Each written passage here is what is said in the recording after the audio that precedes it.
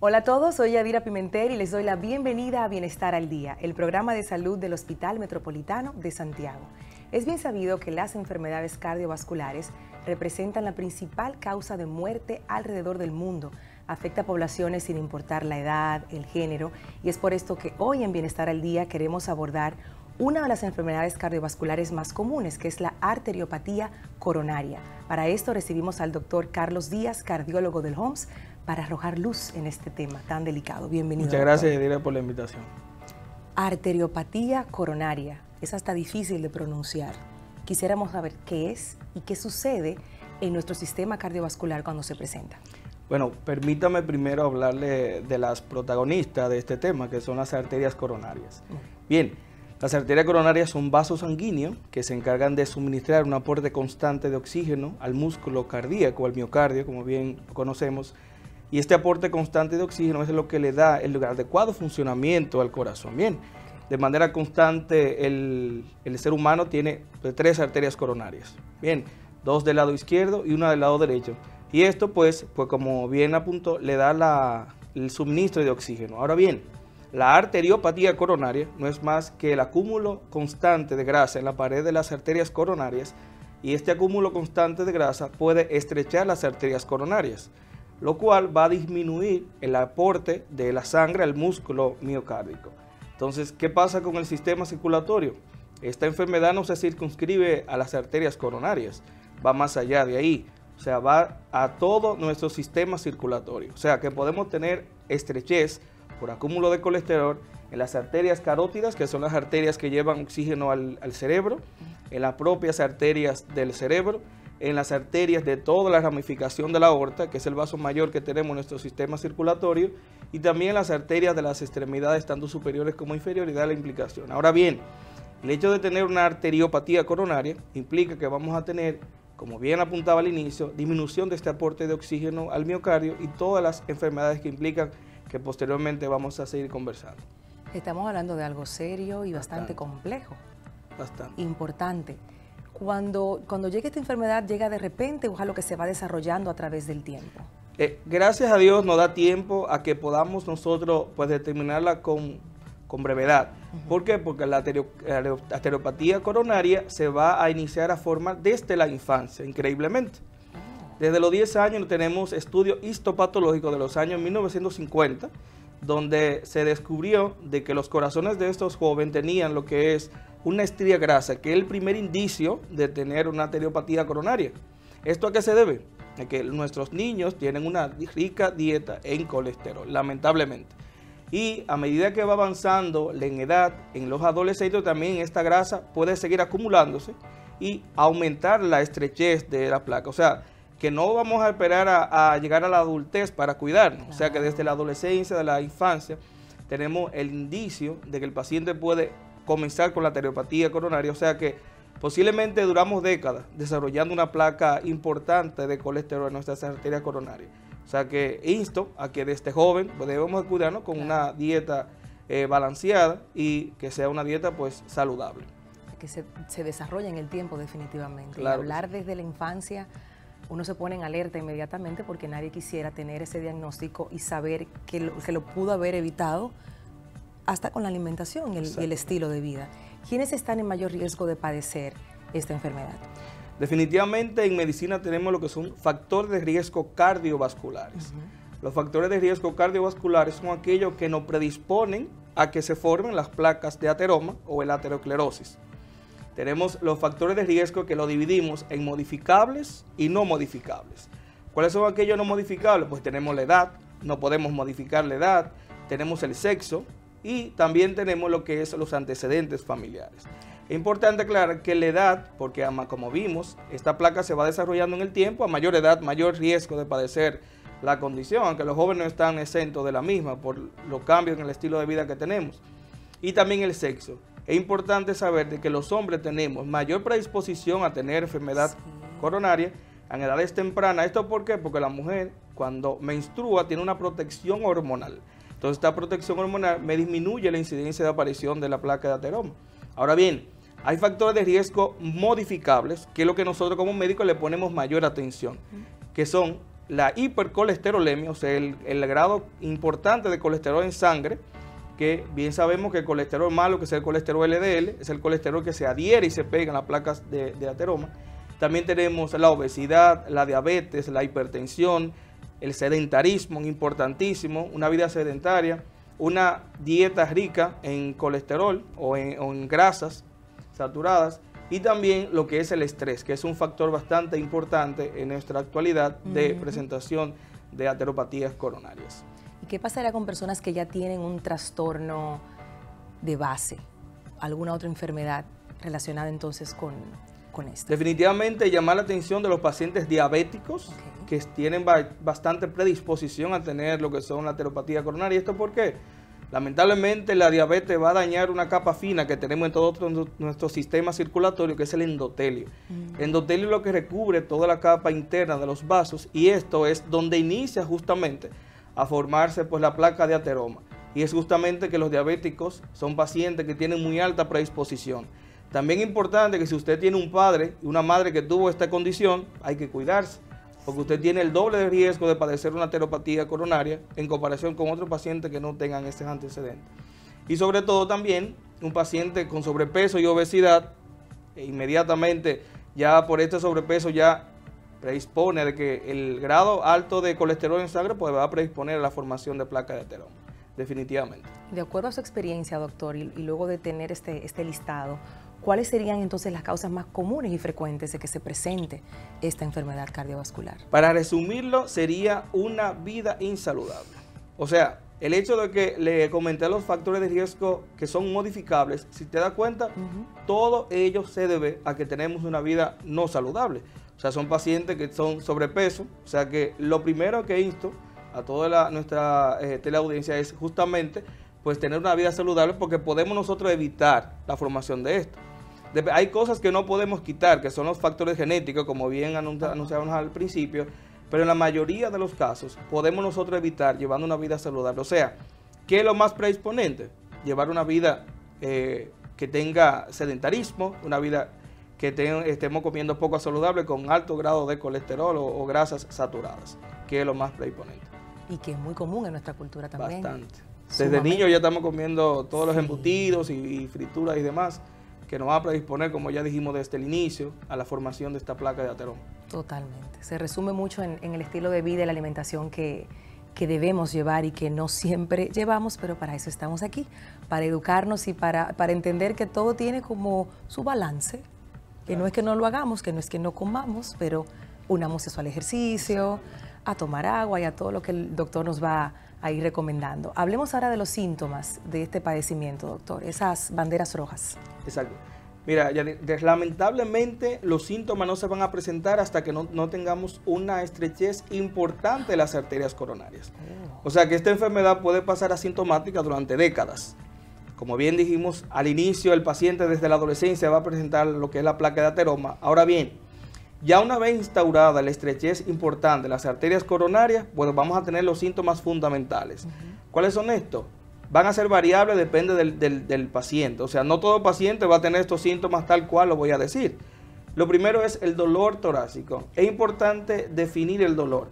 No es simplemente dolor, es una inconformidad torácica, un disconfort torácico. En las últimas guías de actualización de dolor torácico, que hay una guía simplemente de dolor torácico, pues nos dice que no mal llamar dolor de pecho. ¿Por qué? Porque hay otra inconformidad, o sea, disconfort. O sea, yo tengo una sensación de quemazón en el pecho, de pesadez en el pecho, de hormigueo en el pecho, que esto puede dar síntomas relacionados. Ahora bien, fatiga extrema. Un paciente que camina, que sube escalera y se fatiga de manera importante, se sofoca, exactamente. Un paciente que que no pueda hacer la actividad física cotidiana. Un paciente incluso que presenta mareos, sudoración profusa, estos pacientes. Es importante también determinar que el paciente puede tener epigastralgia, lo que nosotros llamamos dolor en la boca del estómago, y puede ser un signo de ateropatía coronaria. Náuseas, vómito. El paciente incluso, muchos casos, incluso médicos lamentablemente, confunden una ateropatía coronaria con una indigestión. O sea, y es por eso que aumenta la mortalidad en estos pacientes, porque si nos llega una emergencia a un paciente, que no hacemos un diagnóstico adecuado de una ateropatía coronaria, pues realmente la confundimos con una indigestión, el paciente puede fallecer por un debido diagnóstico del médico, y también que el paciente en su casa diga, no, me cayó mal una comida, y se quede en la casa, y es lamentablemente que ocurren pues las conclusiones fatales en estos tipos de pacientes, por los síntomas que son bastante variables. Pero definitivamente el dolor torácico o el disconfort torácico, es el síntoma más frecuente que podemos nosotros presentar, la disnea o el cansancio, la fatiga y la debilidad generalizada que tiene el paciente. Que son síntomas que se pueden confundir con otras situaciones. Eso que usted dice del dolor en la boca del estómago, la gente lo asocia con que se comió algo, con que le cayó mal, inmediatamente se toman algo digestivo, un antiácido, y siguen. En ese sentido, doctor, y es algo que quisiéramos puntualizar en esta conversación, ¿cómo le hacemos entender a la audiencia cuándo hay que ir a buscar ayuda porque pudieras estar enfrentando este padecimiento coronario? Mira, Yadira, realmente es importante que le pongamos bastante atención a estos pacientes. No es lo mismo un paciente que pues le caiga mal una alimentación que no ha comido, pero usted generalmente come la misma alimentación, ese día le puede caer mal. Pero usted tiene aunado al dolor en el epigastrio o la boca del estómago, como le llama la población, sí, pues es importante ir a buscar ayuda a una emergencia. ¿Esto por qué? Porque, como todos sabemos, el diagnóstico de una ateropatía coronaria puede ser fatal. Así es. Entonces es importante acudir a una emergencia, que un médico especializado que esté en la emergencia pues descarte de que usted no tenga un infarto agudo al miocardio en ese momento y no tenga una conclusión fatal. O sea, la indigestión por sí, verla así como una simple indigestión en pacientes, por ejemplo, de alto riesgo, no está de manera adecuada. Entonces es importante, insto también, a acudir a una sala de emergencia en caso de que usted presente estos síntomas, porque podemos evitar una conclusión catastrófica. Es así. Es el tema que tenemos hoy, la arteriopatía coronaria en Bienestar al Día. Regresamos enseguida después de la pausa.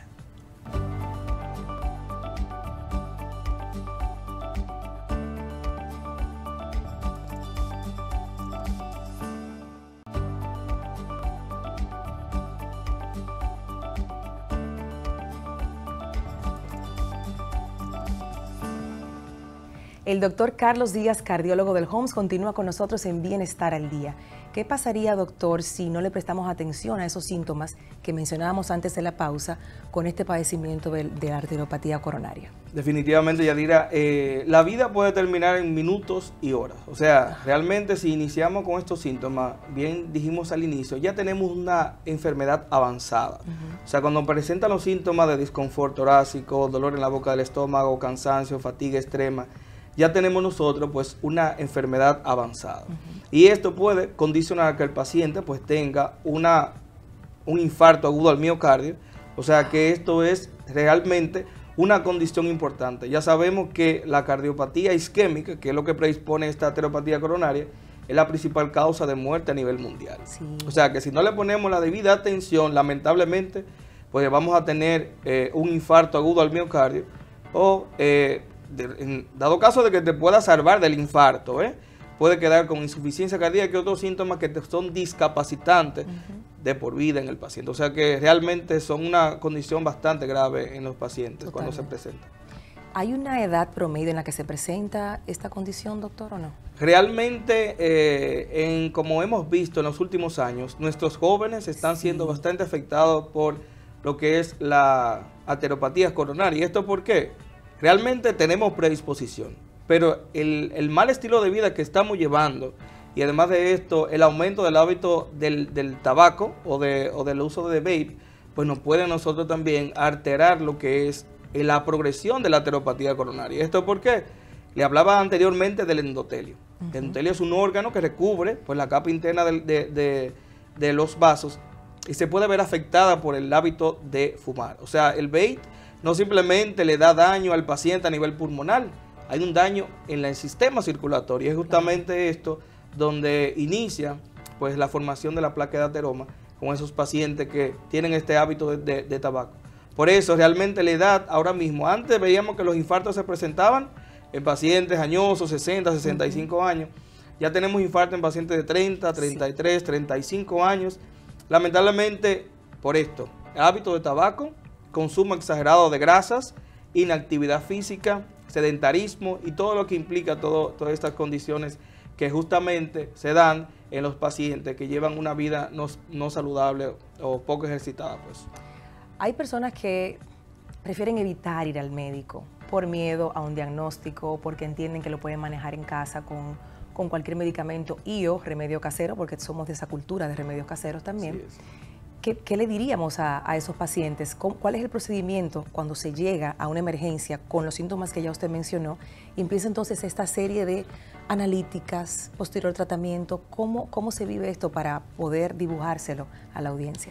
Mire, todo va a depender del estadio clínico que presenta el paciente. O sea, de lo mismo un paciente que nos llegue con un dolor torácico agudo a la emergencia, un dolor importante de pecho con la fatiga, sudoración y todos los síntomas que hemos mencionado, a un paciente que tenga estos síntomas de manera recurrente. Hay pacientes que andan meses y meses con dolor de pecho, no, que yo me tranquilizo y ya no lo tengo. Entonces, el abordaje de este paciente que llega a la emergencia, todo paciente que llega a una emergencia debe tener antes de los 10 minutos un electrocardiograma realizado. ¿Esto por qué? El electrocardiograma es una prueba rápida, de fácil acceso, que nos puede decir si el paciente está cursando con un infarto agudo del miocardio en ese momento. Incluso nos puede decir si el paciente ya cursó con un infarto agudo al miocardio. Y en la emergencia también tenemos la capacidad de tener lo que se llama las troponinas. Las troponinas son unas enzimas cardíacas que se liberan cuando hay un daño en el músculo cardíaco. Y es lo que nos dice a nosotros que este paciente pudiera estar cursando con un infarto agudo al miocardio. Ahora bien, si el paciente no llega a la consulta, es otro modelo para el diagnóstico de esta condición. Entonces, aquí podemos en el consultorio hacer el electrocardiograma, pero tenemos otras pruebas. ¿Cuáles pruebas tenemos? Está el ecocardiograma, le explico siempre a mi paciente que es como una sonografía en el corazón, que me puede determinar el funcionamiento adecuado del corazón, me puede determinar si el paciente también ha tenido un infarto o complicaciones secundarias al infarto. Y en esos pacientes que estas pruebas han salido normales, no se queda aquí el diagnóstico. Porque, como bien sabemos, no siempre estamos en actividad física. Le explico a mis pacientes, no es lo mismo evaluar su corazón en reposo que en actividad física. O sea, no es lo mismo yo decir, usted tiene un ecocardiograma, un electrocardiograma normal, no me descarta que usted tenga una arteriopatía coronaria. Entonces ahí vienen las pruebas que llamamos prueba de esfuerzo. Bien, la prueba de esfuerzo es poner al paciente en una banda sin fin o una caminadora, como conocemos, para que el paciente haga la actividad física y nosotros monitorizar al paciente y ver si hay síntomas de dolor torácico durante el ejercicio, si hay cambio en el electrocardiograma y si hay alguna arritmia que pudiera decir que el paciente está cursando con una arteriopatía coronaria. ¿Cuáles otras pruebas podemos hacer? Tenemos la prueba del score de calcio. Cuando las placas de ateroma se forman y duran mucho tiempo en las arterias coronarias, se calcifican. Y tenemos una prueba llamada así score de calcio que nos dice si hay presencia de calcio dentro de las arterias coronarias. Esa se la vamos a hacer a un paciente que no tenga síntomas, un paciente mayor de 45 años que tiene factores de riesgo que ya hemos citado, y estos factores de riesgo que queremos ver si el paciente tiene algún grado de ateropatía coronaria. También está la angiotomografía coronaria. Simplemente es una tomografía con uso de medios de contraste donde nos vamos a ver si tenemos un grado de estrechez en las arterias coronarias. Ahora bien, depende si el paciente nos llega a la emergencia con un infarto o podemos determinar que hay estrechez en las arterias coronarias, están las pruebas invasivas en este paciente. ¿Cuáles son las pruebas invasivas? Pues lo que la población conoce como cateterismo cardíaco. Bien, cateterismo cardíaco es una prueba donde introducimos un catéter, así bien dicho, hasta el corazón, y esta prueba es diagnóstica y terapéutica. Diagnóstica, ¿por qué? Porque podemos ver si las arterias están ocluidas o no, y también podemos tratar las arterias coronarias. ¿Cómo las tratamos? Pues eso ya lo vamos a ver hablando del tratamiento, pero estos son los métodos para diagnosticar este paciente. Todo va a depender del estadio y la presentación clínica del paciente. Entonces no es lo mismo que un paciente me llegue, como bien le quiero aclarar, con dolor torácico agudo a la emergencia, a que llegue con lo que nosotros llamamos angina de pecho, que se presenta de manera menos aguda en los pacientes. Eso que usted mencionó no suena nada doloroso, la forma de detectar si se tiene o no esta condición. Quisiéramos saber, doctor, si el daño que le causa las arterias, esta arteriopatía coronaria, ¿son reversibles o no? Mira, Yadira, en los primeros estadios son reversibles. Ahora bien, una vez instaurada la arteriopatía coronaria, es tratable pero no reversible. O sea, que una vez una arteria está con una estrechez significativa, O sea, tenemos la forma de colocar medicamentos que vayan a retrasar la progresión de la placa de ateroma. Más bien, eso no va a regresar a estar normal. O sea, una arteria ya con una placa de ateroma, lamentablemente, lo que se hace es que se retrasa la progresión. Más bien, no hay una cura definitiva. Hasta no llevar al paciente a un procedimiento invasivo, como hemos comentado, y hacer lo que nosotros llamamos angioplastía, que es justamente abrir la arteria coronaria con lo que la población conoce y que llamamos mallita o el stent, que es lo que nosotros hacemos para restaurar nueva vez el flujo coronario que se ha ocluido, que se ha interrumpido por la estrechez de la arteria coronaria. Pero una vez esas placas se instalan en la arteria, ya definitivamente no hay forma de que con medicamentos o de manera no invasiva podamos nosotros revertir la progresión de esta placa. Si tenemos lo que es el estudio de los factores de riesgo, disminuir el colesterol, las estatinas, y pues esto nos va a ayudar a que no progrese, más bien no retiene o no regresa más bien lo que es la ateropatía coronaria. Bueno, ya que entramos ahí después de un diagnóstico como este, ¿qué sigue? ¿Qué sigue para ese paciente?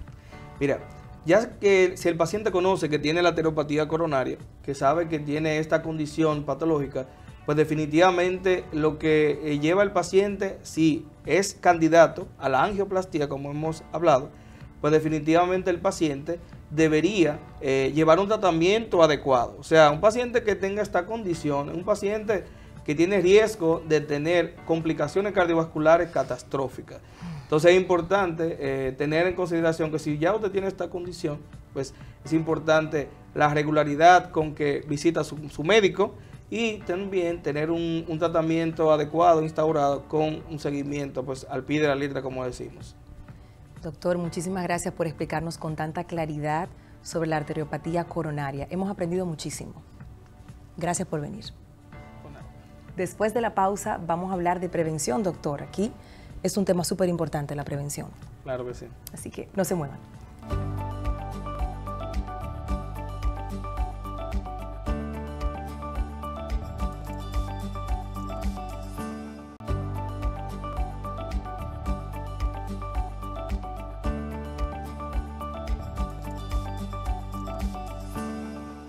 Estamos de regreso en Bienestar al Día conociendo sobre la arteriopatía coronaria. ¿Sabías que todos tenemos la capacidad de promover nuestra salud cardiovascular? La respuesta es sí. Nuestra compañera Carolyn Cuevas tiene el siguiente reportaje. Adelante. Cuando hablamos sobre enfermedades como la arteriopatía coronaria, una de las principales causas de muertes alrededor del mundo, conocer cuáles factores pueden ponernos en riesgo de la misma resulta ser ultra necesario. Condiciones como la diabetes, el colesterol elevado y la presión alta a menudo no muestran síntomas en sus primeras etapas, haciendo así que las padezcamos sin saberlo. Sin embargo, estas son influencias claves para el desarrollo de enfermedades cardiovasculares a largo plazo. Por eso es fundamental estar atentos y tomar medidas para proteger nuestro corazón. A continuación te traemos los siguientes consejos de prevención. Controla tu presión arterial. Es importante que los adultos se revisen la presión con su profesional de salud al menos cada 2 años. Si tienes antecedentes de presión alta, puede ser necesario que acudas con más frecuencia. Evita fumar o consumir tabaco. Fumar aumenta significativamente el riesgo de desarrollar enfermedad en las arterias coronarias. La nicotina contrae los vasos sanguíneos, lo que obliga al corazón a esforzarse más. Dejar de fumar es una de las formas más efectivas de reducir el riesgo de un ataque cardíaco. Si necesitas apoyo para dejar el hábito, consulta a tu especialista médico de confianza. Revisa tu colesterol regularmente. El alto nivel de colesterol malo en el cuerpo es una causa frecuente de la arteriopatía coronaria. Mantenerlo bajo control puede requerir ajustes en tu estilo de vida o, en algunos casos, medicación. Lleva una alimentación que beneficie a tu corazón. Prioriza frutas, verduras y cereales integrales en tus comidas.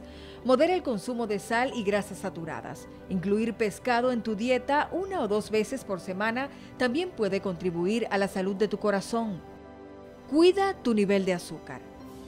Si padeces de diabetes, controlar cuidadosamente tu nivel de azúcar en la sangre puede ayudar a reducir tu riesgo de desarrollar enfermedades de las arterias coronarias. Mantente activo. Hacer ejercicio no solo ayuda a mantener un peso saludable, sino que controla la diabetes, el colesterol y la presión arterial, elementos claves para la salud de tu corazón. Intenta moverte entre 30 y 60 minutos la mayoría de los días de la semana.